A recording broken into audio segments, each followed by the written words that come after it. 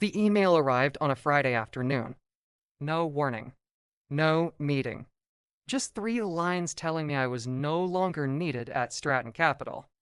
After 7 years building their investment division from the ground up, after closing deals that brought in over $800 million, after sacrificing weekends, holidays, and every personal relationship I had. The reason cited in the termination letter was vague, something about restructuring. But I knew the truth when Todd, the vice president, called me an hour later. He sounded uncomfortable, choosing his words carefully. He said the partners felt I did not have the masculine profile needed to represent the firm in front of major investors. That clients expected someone with more traditional leadership presence. I sat there in my office, surrounded by awards and closed deal plaques, understanding that all my competence meant nothing. What mattered was that I was gay, and apparently, that made me less of a man in their eyes. I spent years proving myself in finance. Every presentation polished, every number verified twice. But none of that protected me when they decided my voice was too soft, my gestures too expressive, my presence not commanding enough. The decision was made in a closed room, without me, based on who I was rather than what I had achieved. One detail. If you've ever felt judged just for being who you are, or know someone who has gone through this, the story will touch you and you'll want to follow it to the subscribe and help give voice to stories that should no longer remain silent. My name is Cameron, and I started at Stratton Capital right after getting my MBA from Wharton. I was 28 and hungry to prove myself in the cutthroat world of investment banking. The firm specialized in mergers and acquisitions for tech companies. My job was to identify undervalued startups, analyze their potential, and structure deals that would make our clients millions. I was good at it. Maybe too good, because that eventually became a problem. The office was located in downtown Manhattan, on the 42nd floor of a glass tower. Floor-to-ceiling windows overlooked the city. Everything about that place screamed success and power. The partners wore custom suits and expensive watches. They spoke in numbers and percentages, reducing human lives and businesses to profit margins. I learned quickly that emotion had no place there. Or at least, certain kinds of emotion. During my first year, I kept my head down and worked 16-hour days. I analyzed financial statements until my eyes burned. I built models predicting market trends. I learned the language of high finance, how to make billions sound casual in conversation. The partners noticed my work. They gave me bigger accounts, more responsibility. By my third year, I was managing a team of 5 analysts. But there were small moments that reminded me I was different. Comments about my voice during presentations. Suggestions that I should speak more firmly, more authoritatively. Once, a senior partner named Richard pulled me aside after a client meeting. He said I had done great work on the analysis, but I needed to work on my presence. He did not explain what that meant. I knew. It meant I needed to seem less gay. I started monitoring everything. How I moved my hands when I talked. The pitch off me voice. The way I sat in meetings.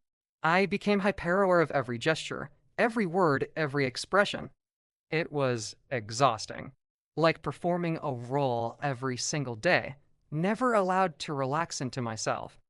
I wondered if my straight colleagues had to think about these things. I knew the answer.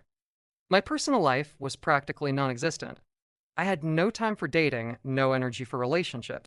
My apartment in Chelsea was just a place to sleep between long days at the office. My parents in Ohio called every Sunday. They were proud of my success, but worried about my health. They could hear the exhaustion in my voice. I told them I was fine, that this was just how the industry worked. But I was not fine. I was slowly erasing myself to fit into a world that tolerated me, but never fully accepted me. The microaggressions were constant. Jokes about interior design when I mentioned redecorating my office. Comments about fashion when I wore a purple tie. Questions about my weekend that felt more like interrogations, as if they were checking whether I had done anything too obviously gay. I learned to lie, to keep my answers vague and heteronormative. I said I watched sports. I talked about generic activities that revealed nothing about who I really was. Sometimes I was excluded from client dinners. Todd would apologize, saying the client was old-fashioned and it would be better if Marcus Orgemes went instead. Marcus and James were straight, married, unremarkable in every way except their ability to blend in. They were safe. I was not. So I would return to the office and work on the deal while they drank expensive wine and built relationship. Then I would present the numbers the next day, and they would take credit for the client connection. Promotions came slowly. I watched colleagues with less experience and worse results move up faster.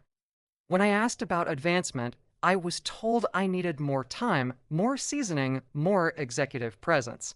That phrase again. Executive presence. Code for something I could never have because it was tied to who I was at my core. I could change my voice, monitor my gestures, wear the right clothes. But I could not change the fundamental fact that I was gay, and that made me deficient in their eyes. Then I met Daniel. He was a corporate lawyer working for a firm that specialized in international contracts. We met at a networking event for LGBTQ professionals in finance. He was confident, successful, open about who he was. He did not hide or apologize. Being with him made me realize how much I had been diminishing myself, how much space I had given up to make others comfortable. Daniel worked with companies doing cross-border acquisitions in Europe and Asia. His firm had connections with major corporations looking to expand into American markets. One night, over dinner, he mentioned a German automotive technology company called Newberg Systems. They were developing next-generation electric vehicle components. They wanted to establish a U.S. manufacturing base and were looking for the right investment partner and acquisition target. I saw the opportunity immediately. Newberg Systems had the technology and capital. We had the market knowledge and connections to American manufacturing companies. If I could structure this deal, it would be the biggest of my career. Maybe 800 million, possibly more. The kind of deal that made managing directors. The kind of deal that would make it impossible for them to overlook me any longer. I mentioned it to Todd the next day. He seemed interested, but cautious. He asked how I had heard about it. I said through legal contacts. He nodded, told me to put together a preliminary analysis. So I did. I spent 3 weeks building a comprehensive proposal. Market analysis, potential acquisition targets, financial projections, risk assessment. It was some of my best work. When I presented it to the partners, Richard leaned back in his chair and smiled. He said it was impressive. Todd agreed. They saw the potential. They asked me to set up a meeting with Newberg Systems. I arranged everything through Daniel's connections. A week later, 3 executives from Newberg flew to New York. We met in our conference room. I led the presentation. I answered their technical questions. I outlined the strategic advantages of working with Stratton Capital. They were impressed. They said they would consider our proposal and get back to us within 2 weeks. After they left, Richard clapped me on the shoulder. He said I had done excellent work. Todd said the partners were very pleased. For the first time in years, I felt like maybe I had finally proven myself. Maybe all the sacrifice had been worth it. Maybe they finally saw me as I was wrong. 2 weeks later, Newberg Systems sent word that they wanted to move forward. They requested a lead negotiator from Stratton to travel to Munich for preliminary contract discussions. This was standard procedure for international deals. Simeon from our firm would spend several weeks in Germany, working directly with their executives, structuring the terms. It was the kind of assignment that led to managing director position. Everyone knew it. I assumed I would be going. I had initiated the deal. I had built the relationship. I knew every detail of the proposal. But during the partners' meeting that Friday, Richard announced that Marcus would be leading the Germany negotiations. Marcus, who had barely been involved in the preliminary work. Marcus, who knew almost nothing about automotive technology. Marcus, who had the right look, the right presence, the right wife in the right suburb. I felt my stomach drop. I asked why the change was being made. Richard said they needed someone with more gravitas for international negotiations. Todd avoided my eyes. The other partners nodded in agreement. They said I would stay in New York and provide analytical support. I would do the research while Marcus got the credit and the promotion. After the meeting, I confronted Todd in his office. I asked him directly if this was because I was gay. He looked uncomfortable. He said that was not it at all, that it was about client expectations and firm image. He said international clients, especially in conservative industries like automotive manufacturing, expected a certain type of representative. He said Marcus had the family background and presentation style that would resonate better with traditional German executives. I understood then that nothing I did would ever be enough. No amount of competence or expertise could overcome the fundamental problem of who I was. They would always find reasons to hold me back, always find ways to give credit to someone else, always prefer safe and conventional over talented and different. But I did not quit. I had something they did not know about. Daniel had introduced me directly to the lead negotiator at Newberg Systems, a man named Klaus Brenner. Klaus and I had developed a professional relationship independent of Stratton. He respected my work. He had specifically asked for me to be involved in the Germany negotiations. When I told him the firm was sending Marcus instead, he was confused. He said he had assumed I would be leading the discussions. I made a decision then. I told Klaus I would be available to consult independently if Newberg Systems wanted direct access to my expertise. He seemed interested. We agreed to stay in touch. I did not tell anyone at Stratton about this conversation. I just continued doing my work, providing analysis to Marcus, watching him fumble through negotiations he did not understand. Meanwhile, my relationship with Daniel deepened. He saw what was happening at my firm. He encouraged me to consider other options. He said I did not owe loyalty to people who did not value me, but I was not ready to leave yet. I wanted to see this deal through. I wanted to prove something, though I was not sure what anymore. The microaggressions intensified. Now that I had been passed over for the Germany assignment, people felt emboldened to be more open about their prejudices. Someone left a magazine about home decorating on my desk with a sticky note saying they thought I would enjoy it. During a team meeting, Richard made a joke about needing someone masculine to handle tough negotiations. Everyone laughed. I smiled and said nothing. Daniel noticed the change in me. I was angrier, more withdrawn. We argued about whether I should stay at the firm. He said I was sacrificing too much for people who would never appreciate it. I said I needed to see the deal through, that I had invested too much to walk away now. He worried about my mental health. He was right to worry. Marcus went to Munich. He sent back updates that showed he was making mistakes, agreeing to terms that were disadvantageous for our side. Klaus contacted me privately, expressing frustration with the negotiations. He said Marcus did not seem to understand the technical aspects of what Newberg was trying to accomplish. He asked if there was any way I could be more direct line involved. I said I would see what I could do. I drafted detailed memos for Marcus, explaining the technology and market dynamics. I outlined negotiation strategies. I prepared responses to Newberg's questions. Marcus presented my work as high sound. The partners praised his handling of the deal. I watched from New York, doing all the intellectual work while he collected all the recognition. Then something shifted.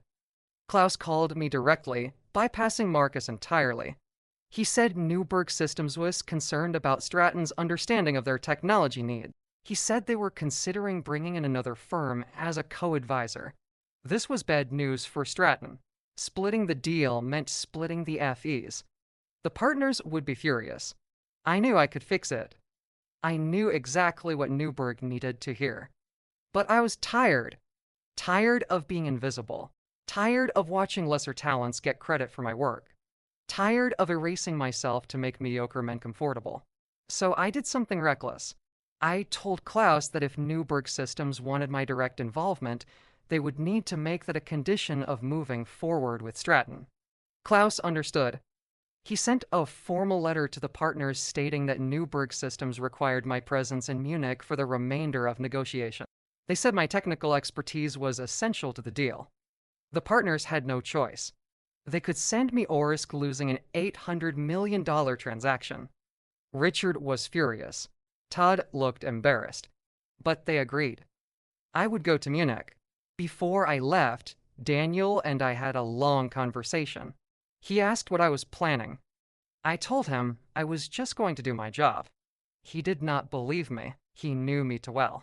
He asked me to be careful. He said revenge was not worth destroying my career over. I kissed him and promised I would be smart about whatever I did. I did not promise I would do nothing. Munich in October was cold and gray. I arrived on a Sunday evening and went straight to my hotel. Klaus had arranged a meeting for Monday morning at Newburgh headquarters. I spent the night reviewing documents and preparing strategies. I was focused, clear. I knew exactly what I wanted to accomplish. The meeting went well. Klaus introduced me to the other executives. We discussed technical specifications, market positioning, manufacturing logistics. I answered their questions with precision. They relaxed. I could see the relief on their faces. Finally, someone from Stratton who understood what they were trying to build. Over the next 2 weeks, I worked 18-hour days. I restructured the entire deal. I found better acquisition targets. I negotiated more favorable terms for Newburgh. I built relationships with their entire executive team. They trusted me. They saw me as their advocate, not just another investment banker trying to extract maximum FEs. Marcus was still technically the lead negotiator, but everyone ignored him. He would sit in meetings looking confused while I explained complex technical details. He would try to contribute, but his comments revealed his lack of understanding. The Newburgh executives started directing all questions to me. Marcus became irrelevant, but I was neglecting everything else. Daniel called every night. I was too exhausted to talk. Our conversations became shorter, more strained. He said I was obsessing over the deal. I said I just needed to finish this, then things would go back to normal. He asked when normal had ever existed for us. I did not have an answer. Then Klaus pulled me aside after a meeting. He said Newburgh was very impressed with my work. He said they were considering a much larger deal than originally planned. Instead of just acquiring a manufacturing partner, they wanted to buy an entire supply chain network in the United States. We were talking about doubling the deal size. Maybe $1 billion or more. I knew this would be massive for Stratton. This would be the biggest deal in the firm's history. I would be untouchable after this. They could not ignore me. They could not pass me over. They could not diminish my contribution. This would force them to recognize me as... Finally, I flew back to New York to present the expanded deal to the partners. I walked into the conference room with my proposal. Richard, Todd, and 4 other partners sat around the table. I explained what Newburgh wanted. I showed them the numbers. I outlined the timeline. They looked excited. This was exactly what they wanted. Then Richard asked about Marcus's role in developing this expanded scope. I said Marcus had not been involved in these discussions. Richard frowned. He said that was a problem. He said Marcus needed to be seen as the relationship owner. I said Newburgh would not accept that. They wanted to work directly with me. The room got quiet. Todd shifted in his seat. Richard looked at the other partners. Then he said something that changed everything. He said the firm needed to think about long-term client relationship. Hesiod international clients, especially in conservative industries, responded better to traditional leadership profiles. He said I had done excellent analytical work, but Marcus should be positioned as the primary relationship manager going forward. I felt something break inside me. I had given everything. I had sacrificed my personal life, my health, my dignity. I had worked harder and smarter than anyone else in that firm. And it still was not enough. It would never be enough. Because the problem was not my work. The problem was me. I asked directly if this was about me being gay. Richard looked offended. He said that had nothing to do with it. He said it was about client comfort and firm positioning. He said I was being oversensitive. Todd looked down at the table. None of the other partners spoke. I left the meeting. I went back to my office. I sat there for an hour, not moving, just thinking. Then I called Klaus. I told him what had happened. I told him the firm wanted to replace me with Marcus as the primary contact. Klaus was silent for a moment. Then he said that was unacceptable. He said Newburgh had no confidence in Marcus. He said they had been working with me, not with Stratton Capital. I saw the opportunity. I told Klaus I was considering leaving Stratton. I asked if Newberg would be interested in working with me independently as a consultant. Klaus said he would need to discuss it with his board.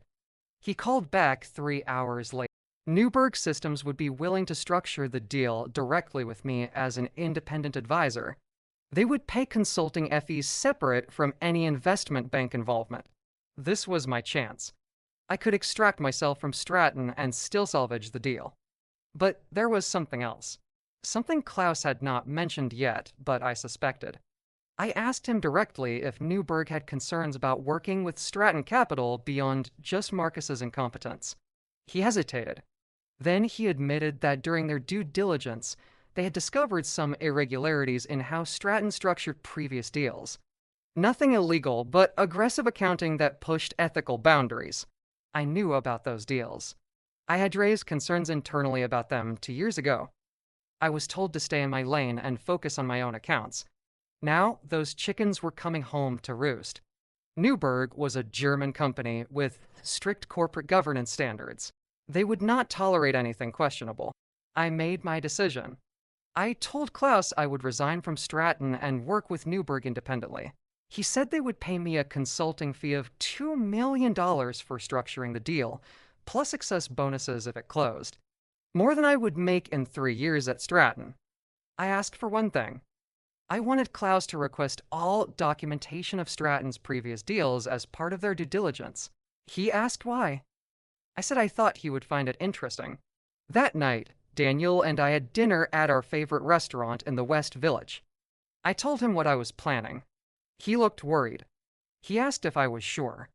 I said I had never been more sure of anything. He asked what would happen to Stratton.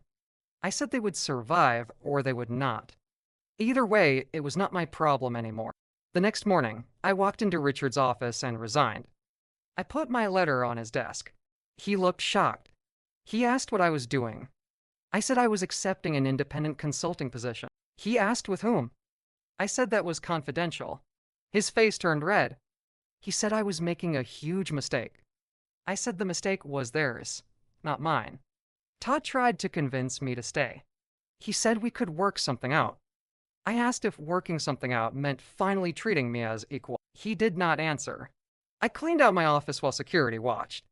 7 years reduced to a cardboard box. I walked out of Stratton Capital for the last time. I spent the next month working from my apartment, structuring the Newberg deal independently. Klaus and his team were responsive and professional. We built something clean and straightforward. No aggressive accounting. No ethical gray areas. Just a solid acquisition strategy that would benefit everyone involved. Meanwhile, Klaus conducted his due diligence on Stratton as I had suggested. What he found was worse than I had expected. 3 previous deals that Stratton had structured contained significant misrepresentations to investors. Hidden FEs. Inflated valuations. In one case, outright false statements about a target company's revenue. None of it was my work. I had been deliberately kept away from those deals. Now, I understood why. Klaus called me with the news. He said Newberg would not be working with Stratton Capital under any circumstances. He said their legal team was concerned about liability exposure. He asked if I knew about these irregularities. I said I had suspected, but had no proof.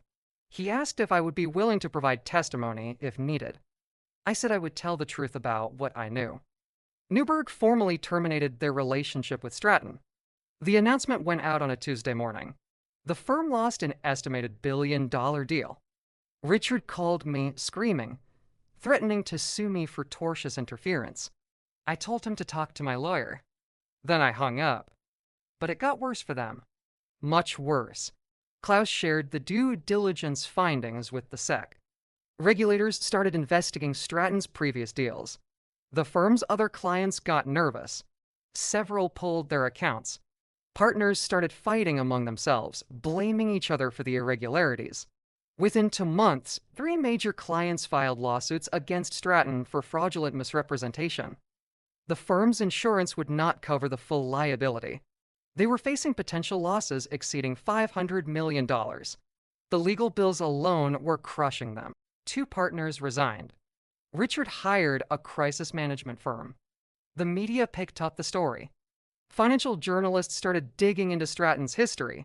They found more questionable deals, more misleading statements, more aggressive tactics that crossed ethical lines. The firm's reputation collapsed. Investment banks live and die by reputation. Stratton was dying. I watched it unfold from a distance. Daniel asked how I felt. I said I felt nothing. That was not entirely true. I felt vindicated. I felt like justice had been served. Not because I had actively destroyed them, but because I had simply stepped aside and let their own corruption catch up with them. The Newberg deal moved forward without Stratton. I brought in a boutique advisory firm with a clean reputation to handle the investment banking side. They were grateful for the business and treated me as a valued partner. The deal closed in December. Final value was $850 million.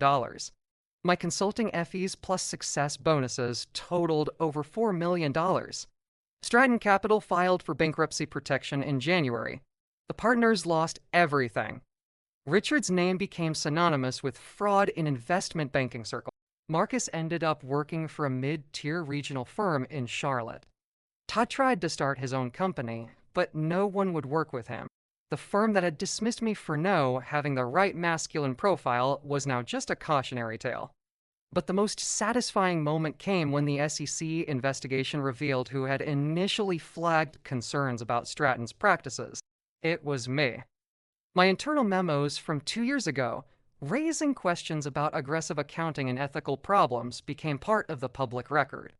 Everyone could see that I had tried to stop this from happening, that I had been ignored and sidelined, that the very people who questioned my executive presence had been running a firm riddled with fraud. Several journalists called for interviews. I declined most of them, but I did agree to speak with one reporter from the Financial Times. I told her my story, not just about Stratton's collapse, but about the years of microaggressions and discrimination, about being told I did not have the right profile, about watching less competent people advance because they fit the traditional mold, about the cost of hiding who you are in corporate America. The article went viral in finance circles. I received hundreds of messages from other LGBTQ professionals sharing similar experiences. People thanked me for speaking openly about the discrimination that still exists in supposedly progressive industries. Several firms reached out asking if I would consult on diversity and inclusion initiatives. I declined. That was not my fight anymore. Daniel and I moved in together. He had stuck with me through everything. The obsession with the deal, the anger and withdrawal, the calculated destruction of my former firm. He understood why I had needed to do it. He also understood that I needed to let it go now and build something new. I started my own consulting firm focusing on international mergers and acquisitions. Several of Klaus's contacts became my first clients.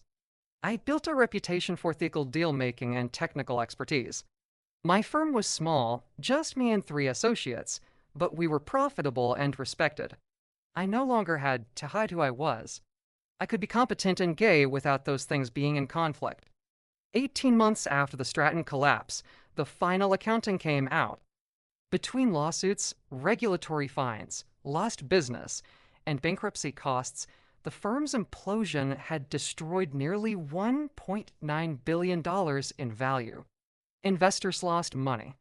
Partners lost their reputations. Careers ended. All because they had built a culture that rewarded appearance over substance, conformity over competence, prejudice over performance. Looking back, I do not regret what happened. I did not set out to destroy Stratton Capital. I just refused to keep protecting them from their own corruption. For years, I had been so focused on proving I was good enough that I had ignored what they really were. I had wanted their approval so desperately that I had made myself complicit in their dysfunction. Walking away was the healthiest thing I ever did. The fact that they collapsed afterward was simply consequence catching up with cause. I learned that your value is not determined by people who refuse to see it. I learned that sometimes the best revenge is just being successful while being exactly who you are. I learned that competence will always matter more than conformity, even if it takes time for that truth to emerge. And I learned that you cannot build anything lasting on a foundation of prejudice and fraud. Eventually, that foundation cracks, and everything built on it comes crashing down. I did not cause the collapse. I just stopped holding up the walls. What matters now is what I am building: a career based on integrity, a relationship based on honesty, a life where I do not have to monitor every gesture or word or expression, where I can be competent and gay and successful all at once without those things being contradictions. That is the real victory. Not their destruction, but my freedom. If my story inspired you, if you have ever felt diminished or know someone who has, subscribe to the channel and turn on notifications. Here, we share real stories of overcoming and resistance. And if you have your own story of triumph against Judas, share it in the comments. Your experience can inspire someone going through a similar situation. Remember, your value is not defined by others' prejudice. Your talent is greater than any barrier they try to put in your way. And sometimes the best revenge is simply being who you are, without apologizing. Thank you for watching, and see you in the next story, which will be even more impactful.